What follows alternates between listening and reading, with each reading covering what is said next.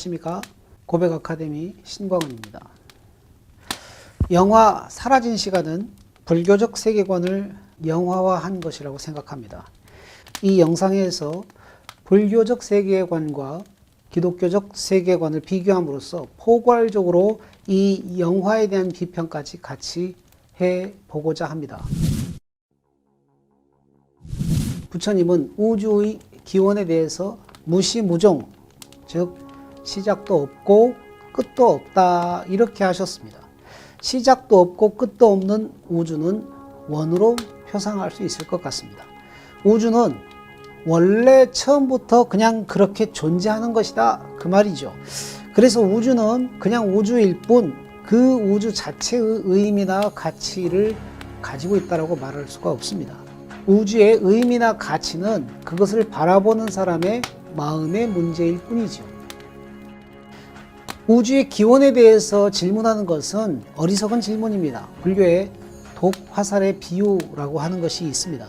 어떤 사람이 독화살에 맞아 죽어갑니다. 그런데 그 사람이 화살이 어디에서 날아왔고 누가 쏘았느냐 이런 것을 묻는 것은 어리석은 일입니다. 진짜로 물어야 할 질문은 사느냐 죽느냐, 즉 삶의 문제지요. 불교는 이렇게 우주의 기원과 같은 문제에 대해서 질문하지 말고 삶의 문제, 현실의 문제에 집중하라 이렇게 가르치고 있습니다.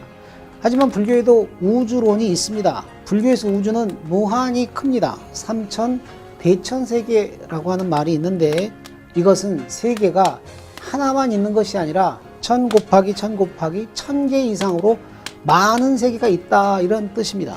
또 불교에서 시간은 무한히 깁니다.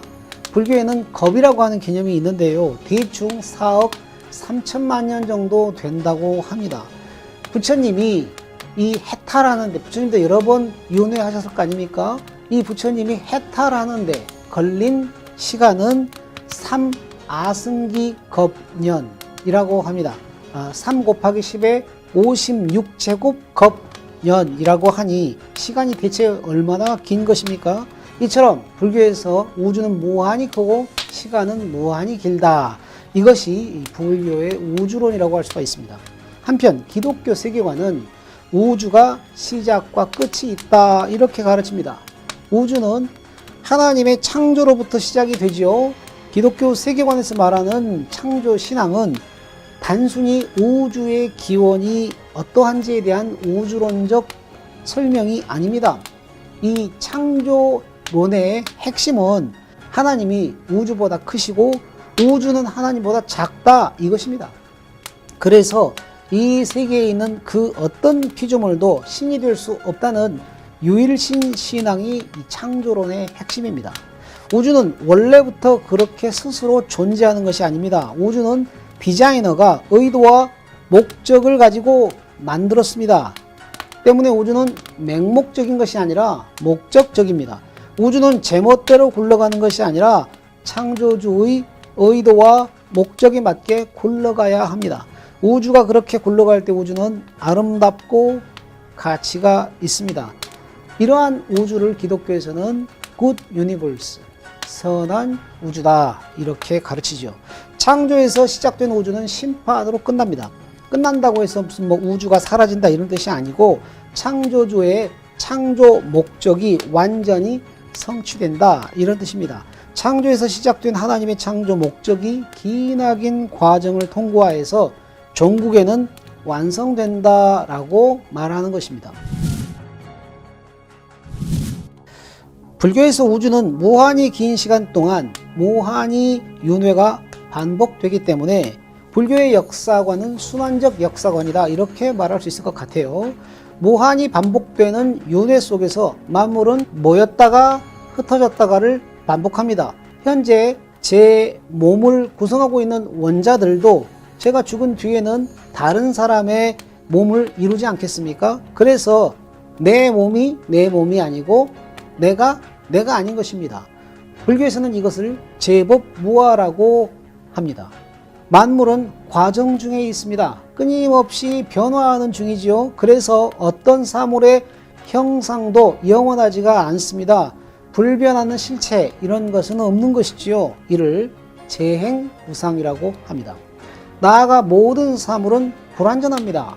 그렇기 때문에 늘 다른 사물들과 의존할 수밖에 없습니다. 이러한 만물의 불완전성은 일종의 고통이라고 할 수가 있습니다. 영화 사라진 시간에서 형구의 번뇌는 바로 이러한 고통의 발현입니다. 이를 일체계고라고 합니다. 우주 안의 만물은 서로 연결되어 있습니다. 이를 인연생기라고 합니다. 이렇게 보면 우리가 현실이라고 부르는 것도 사실은 비현실이 되고, 또 비현실이라고 부르는 것도 다시 현실이 됩니다. 이를 색즉시공, 공즉시색이라고 합니다. 역사는 이러한 과정의 무한 반복입니다. 반면에 기독교에서는 역사를 직선으로 봅니다. 역사가 어째서 직선일까요? 역사는 태초의 창조로부터 시작해서 종말을 향해 직진하면서 하나님의 뜻을 성취하는 과정이기 때문입니다. 그렇다면 하나님의 뜻은 무엇일까요? 인간과 세계의 구원입니다. 역사는 하나님께서 인간과 세계를 구원하시고자 하시는 그 뜻의 완성을 향하여서 나아가는 과정입니다. 이 과정에서 하나님의 뜻에 저항하는 세력이 존재하기는 합니다. 저항 세력은 하나님의 뜻을 뒤틀고 왜곡시킵니다. 이것은 죄와 악입니다. 그러나 하나님은 그 모든 죄와 악을 이기시고 끝내 자신의 목적을 성취하시고야 말 것입니다. 역사는 이 완성의 때까지 직진하는 중입니다. 불교에서 윤회는 육도, 즉 6가지 길을 따라서 이루어집니다. 극락, 인간, 수라, 축생, 아귀, 지옥. 이 6가지 길로 계속해서 윤회한다는 것이죠. 이 중에서 인간으로 환생하는 것은 극락 환생 다음으로 큰 복입니다. 이렇게 본다면 인간은 존귀한 존재라고 할 수가 있죠. 하지만 근본적으로 불교는 인간과 사무를 구분하는 것 자체를 보정합니다. 모든 생명은 다 똑같이 귀하다는 것입니다. 본래 윤회는 인도의 브라만교나 힌두교의 것입니다. 그런데 브라만교나 힌두교에서는 카스트 제도라는 계급 구조를 정당화하기 위해서 이 윤회를 이데올로기적으로 사용하는 경향이 있었습니다. 예컨대 전생에 선업을 많이 행한 사람은 브라만교라고 하는 높은 계급으로 태어나고, 악업을 많이 행한 사람은 수드라라고 하는 낮은 계급으로 태어난다는 것입니다. 그러니까 브라만 계급이 득권을 누리는 것은 정당하고 수드라는 수등해야 된다, 뭐 이런 것이죠. 그런데 불교의 경우 이런 식의 카스트 제도를 거부하는 혁신을 단행했습니다. 모든 인간은 똑같이 부처님이 될 수 있는 씨앗, 즉 불성이라고 하는 것을 가지고 있다는 것입니다. 그리고 누구나 깨달으면 다 부처님이 될 수 있다는 만인불 사상을 가지고 있는 것이죠. 불교의 이러한 사상은 급진적 평등주의라고 할 수가 있습니다. 나아가 인간은 만물과 연결되어 있다고 가르치기 때문에 이 불교의 평등주의는 우주적으로 확대됩니다. 이것이 바로 불교의 인간관입니다. 한편 기독교에서 인간은 하나님의 피조물입니다. 하지만 인간은 다른 피조물과 다릅니다. 이는 인간만이 유일하게 하나님의 형상을 입은 존재이기 때문입니다. 하나님의 형상이란 왕, 즉 통치자의 존엄을 뜻합니다. 하여 인간은 다른 피조물을 통치하고 다스리는 왕적 존재입니다. 하나님은 세상을 창조하신 후에 인간을 분봉왕으로 세우시고 그에게 세상의 통치를 위임하셨습니다. 이러한 인간은 하나님보다 조금 못한 그런 지극히 존귀한 존재입니다. 인간이 피조물을 다스린다고 했을 때 이를 환경 파괴나 자연 착취의 정당화다 이렇게 오해하는 이들이 있는데요. 환경 파괴나 자연 착취는 인간이 타락하고 난 뒤에나 일어난 모습이지 타락 전에는 해당하지 않습니다. 인간의 통치는 하나님의 통치를 모방하는 것인데 하나님의 통치는 돌봄, 섬김, 사랑의 통치입니다. 따라서 인간의 자연의 통치 역시도 그런 식이 되어야 합니다. 첫 번째 인간 아담과 이브는 어느 나라 사람일까요? 이스라엘 사람일까요? 아닙니다. 이 아담과 이브는 민족이나 인종이 나뉘어지기 전의 인간입니다.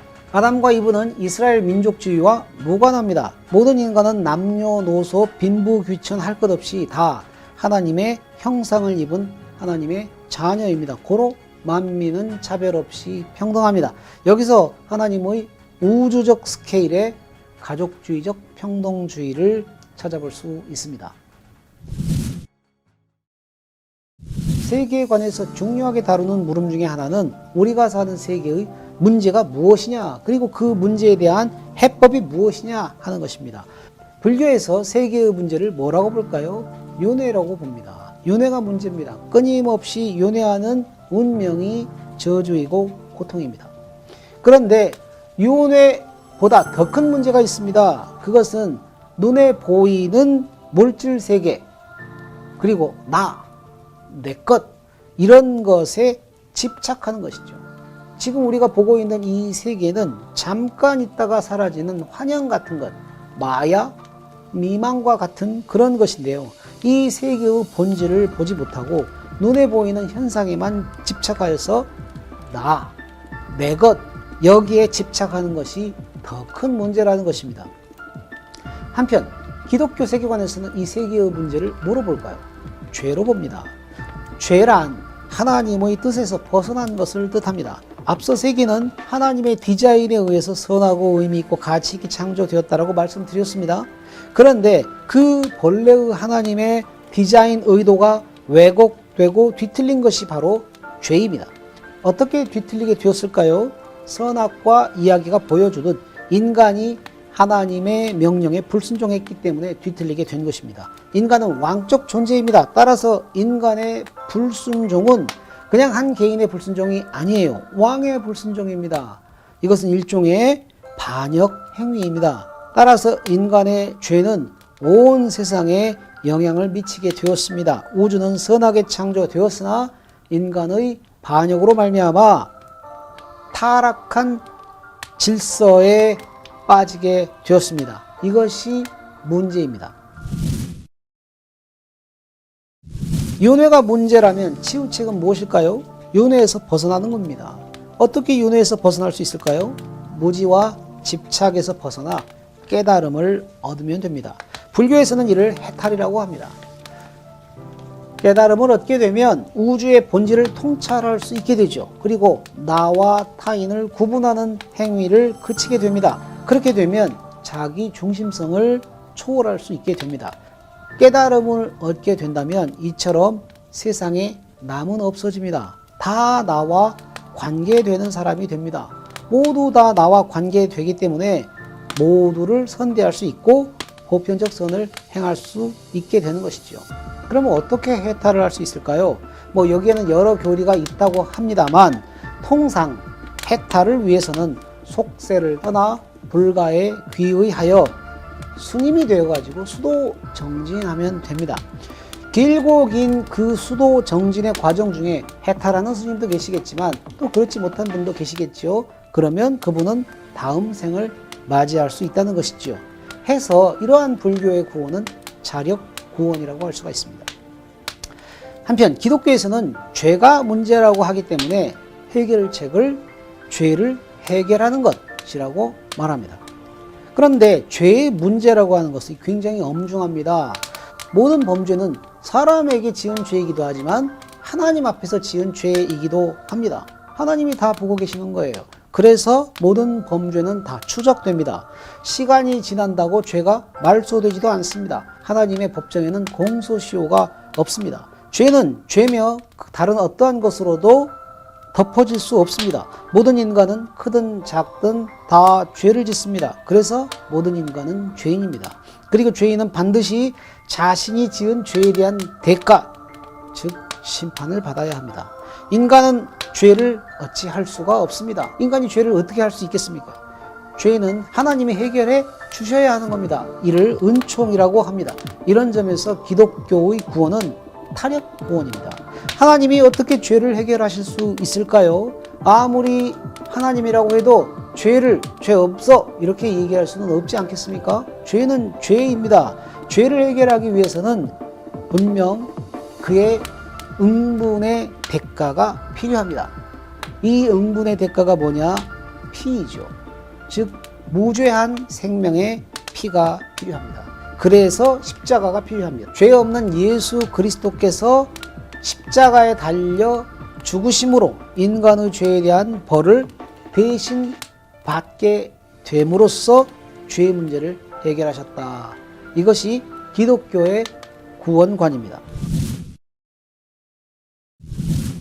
불교적 세계관과 기독교적 세계관, 이 두 세계관 중에 어느 것이 우월할까요? 불교도는 불교적 세계관이 더 우월하다고 볼 테고, 저와 같은 기독교인들은 기독교적 세계관이 더 우월하다고 하겠지요. 사실 경합하는 세계관들끼리 서로 비교할 수 있는 중립적 기준이라고 하는 것은 없습니다. 이를 전제로 하고 제가 이 영화가 제시하는 불교적 세계관에 동의하기 어려운 몇 가지 부분들을 말씀드리고 이 영상을 마칠까 합니다. 우선 저는 삶이 여러 번 반복된다는 윤회가 자칫 삶을 쉽게 포기할 수 있게 하지 않을까 하는 의심을 합니다. 물론 초이는 자신이 자신으로 사는 그 낮 시간에 신나게 산다라고 말을 합니다. 그러나 삶이 여러 번이라면 이번 생은 망쳤다 라고 생각하는 이들이 이번 생을 쉽게 포기하려 하지 않을까요? 저는 인간의 삶이 단 한 번뿐이며 그 한 번의 삶에서 행한 모든 행위에 대해서 무한 책임을 져야 한다는 기독교 세계관을 선호합니다. 기독교 세계관은 인간 존재의 무한한 가치 그리고 삶의 유일회성, 책임성을 일깨우게 한다고 믿기 때문입니다. 둘째, 만물은 끊임없이 변하기 때문에 거기에 어떤 의미나 가치 같은 것을 찾기 어렵다는 불교의 가르침에 동의하기 어렵습니다. 제가 볼 때 우주는 변하기도 하지만 동시에 식별 가능한 형태와 구조를 가지고 있습니다. 그리고 우주 안에는 아름다움과 질서가 있습니다. 그것은 단지 제 마음이 그렇게 보기 때문이 아니라 실제로 우주가 그와 같은 방식으로 존재한다고 저는 생각합니다. 그리고 그러한 세계는 창조주의 창조 능력을 보여주고 있다라고 믿습니다. 셋째, 불교에서는 만물이 인과관계로 서로 연결되어 있다라고 가르칩니다. 저는 만물의 상호 연관성이 있기는 있으나 그것은 창조주 한 분에 의해서 창조되었기 때문에 존재한다라고 생각합니다. 넷째, 불교에서는 나와 너, 인간과 사물, 색과 공이 둘이 아니라 하나라는 불의사상을 가르칩니다. 그러나 창세기 1장에 나오는 창조는 빛과 어둠, 낮과 밤, 하늘과 땅, 바다와 육지를 구분하고 구별함으로써 생겨났습니다. 둘이 아니라 하나라고 하는 것은 이 창조를 원래의 상태로 돌이키는 것입니다. 곧 카오스로 돌아가는 것이 아닐까라고 생각합니다. 그럼에도 불구하고 저는 이 영화를 통해서 불교와 기독교의 가르침의 공통점도 보게 됩니다. 사라진 시간의 마지막 장면은 공감으로 끝납니다. 자신의 좁은 세계에 갇혀 살던 형구가 자신의 좁은 세계에서 벗어나 타인의 처지에 공감하게 되는데요. 이것은 불교적 가르침의 대요라고 할 수 있을 것입니다. 그런데 이것은 어찌 보면 예수님의 가르침, 예수님의 황금률과도 상당히 비슷합니다. 그러므로 무엇이든지 남에게 대접받고자 하는 대로 너희도 남을 대접하라. 이것이 율법이요 선지자니라. 내 이웃을 내 몸과 같이 사랑하라. 아마도 이 주제에 있어서는 기독교와 불교가 대화의 자리를 찾을 수도 있지 않을까라고 생각합니다. 감사합니다.